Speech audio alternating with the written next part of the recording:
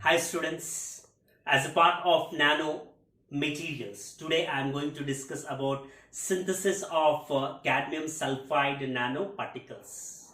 Synthesis of cadmium sulphide nanoparticles. And in this particular video, I am going to explain you about what are the chemicals required for the synthesis of the cadmium sulphide nanoparticles. What are the equipment required for the synthesis of cadmium sulphide nanoparticles? And what is one of the method by which we can characterize the cadmium sulphide nanoparticles, right? So first and foremost, let us discuss what are the chemicals required for the synthesis of cadmium sulphide nanoparticles. So these are the chemical, students, which are required for the synthesis of cadmium sulphide nanoparticles. The one is cadmium acetate, and its formula is CH3COO taken twice Cd2H2O.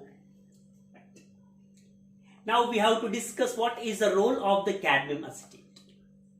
And for any of the chemical method for the preparation of the nanoparticles or the nanomaterials, definitely we need the starting material or the one which is going to be changed. That is the precursor. So the precursor here for the synthesis of cadmium sulphide nanoparticles is cadmium acetate. Cadmium acetate. The next chemical which is required for the synthesis of cadmium sulphide nanoparticle is thioglycerol. Thioglycerol, whose molecular formula is SHCH2CH2OH. Now let us see what is the role of this thioglycerol during the synthesis of cadmium sulphide nanoparticles.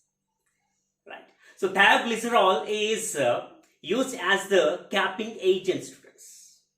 What is the capping agent? So during the synthesis of any of the nanoparticles, whatever the nanoparticles which are going to be synthesized will have high surface energy. So since they possess the high surface energy, whatever the nanoparticles which are going to be synthesized can agglomerate.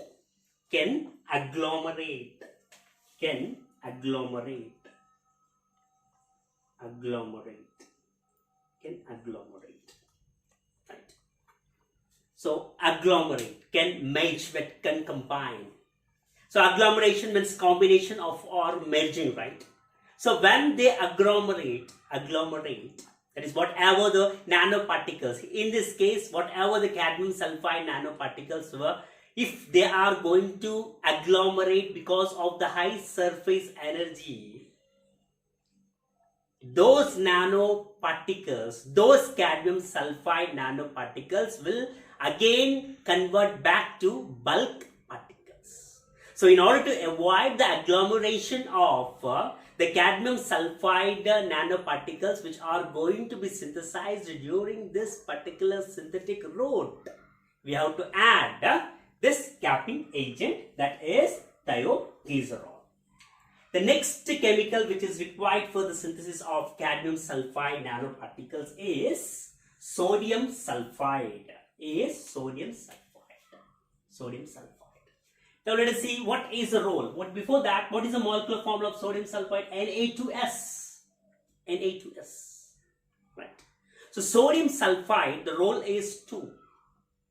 The purpose of using the sodium sulphide for the synthesis of cadmium sulphide nanoparticle are two purposes. The one is it acts as a reducing agent. And what is the importance or significant role of the reducing agent for the preparation or synthesis of the nanoparticles? I have clearly explained in one of my video, that is preparation of nanoparticles by colloidal route.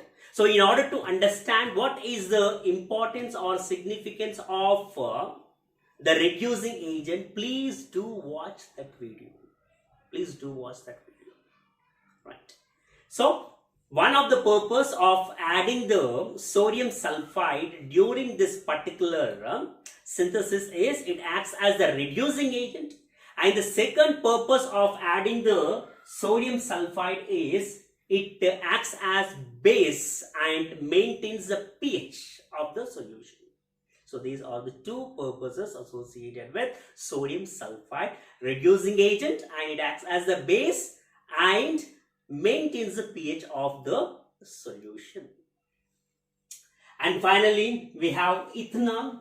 So ethanol, and its formula is CH3CH2OH, right? So it is well versed, right? Ethanol's formula is well versed. Now, what is the role of the ethanol? Ethanol is solvent. So here, the solvent, it acts as a solvent. So this is about the chemicals which are required for the synthesis of the cadmium sulphide nanoparticles. Now, we have to discuss the next item which is required for the synthesis of the cadmium sulphide nanoparticles. Those are equipments. What is the equipment required? The equipment required is a round bottom flask. In fact, multi-necked round bottom flask is needed for the synthesis of cadmium sulphide nanoparticles. Multi-necked round bottom flask. And this is the multi-necked round bottom flask. And it is half filled with water. It is half filled with water. The blue content which is being observed in the figure is nothing but the water. The blue content is the water. Right. Next, with the help of this particular provision, we have to inject the reactants. We have to inject the reactants at regular intervals. All the reactants, all the chemicals which are being used for the synthesis of the cadmium sulphide nanoparticles should not be injected at glance, at once. So they should be injected according to the protocol. So for that, this provision is attached to this particular round bottom flask, multi-necked round bottom flask. And by means of this inert gas inlet, the name itself suggests, that is, we are going to pass the inert gases. What are those inert gases which are going to be passed into the water containing the reactants? Those are argon and nitrogen gases.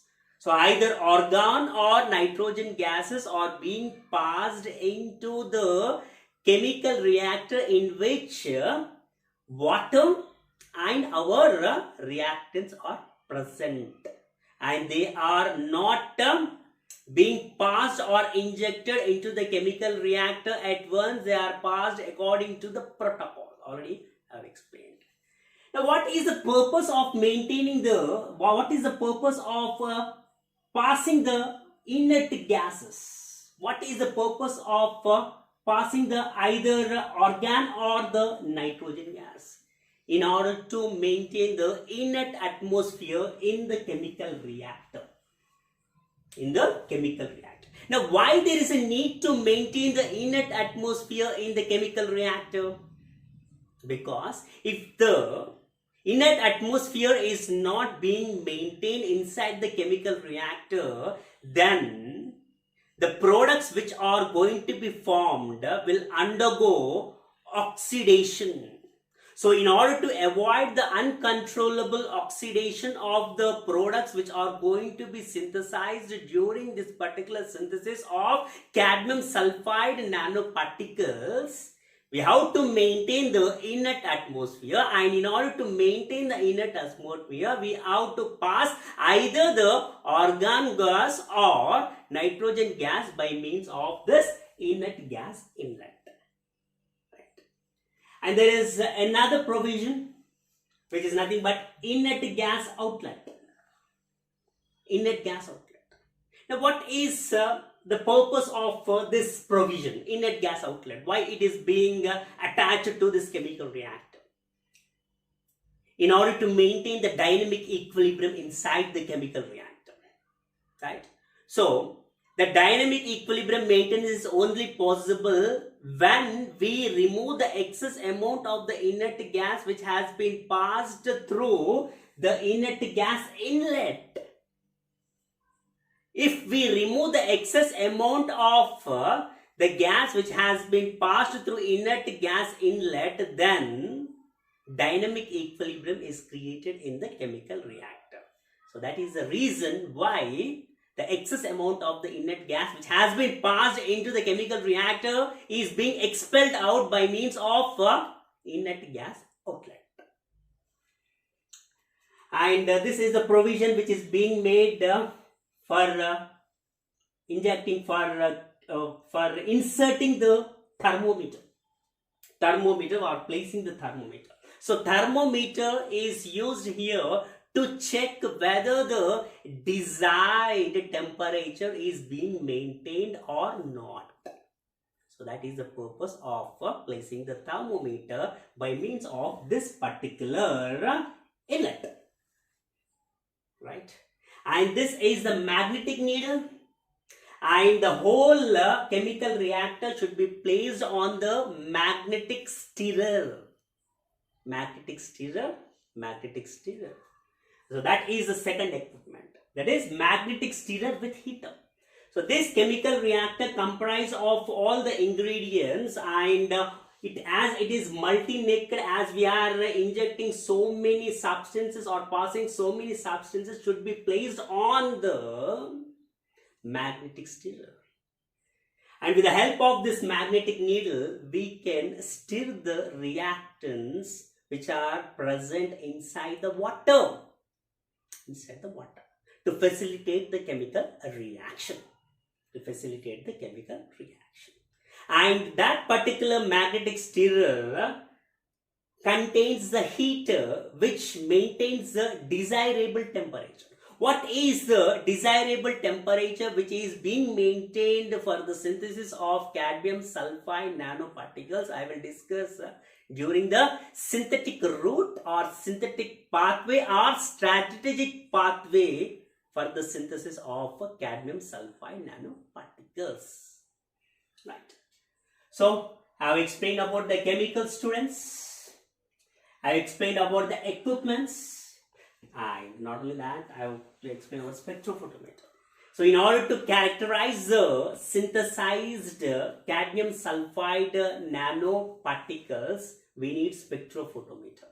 So this is one of the method to characterize the nanoparticles, whether the nanoparticles have been formed or not, whether the desirable nanoparticles have been formed or not. In this perspective, whether the cadmium sulphide nanoparticles have been formed or not can be characterized by spectrophotometer. This is one of the technique for the characterization of nanoparticles, along with the XRD, FTIR, proton NMR. So many are there characterization methods for the characterization of any of the nanoparticles.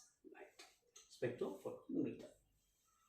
Now, what is a synthetic route or synthetic pathway or strategic pathway by which we can convert the chemicals which have been considered for the synthesis of the cadmium sulphide nanoparticles into the cadmium sulphide nanoparticles.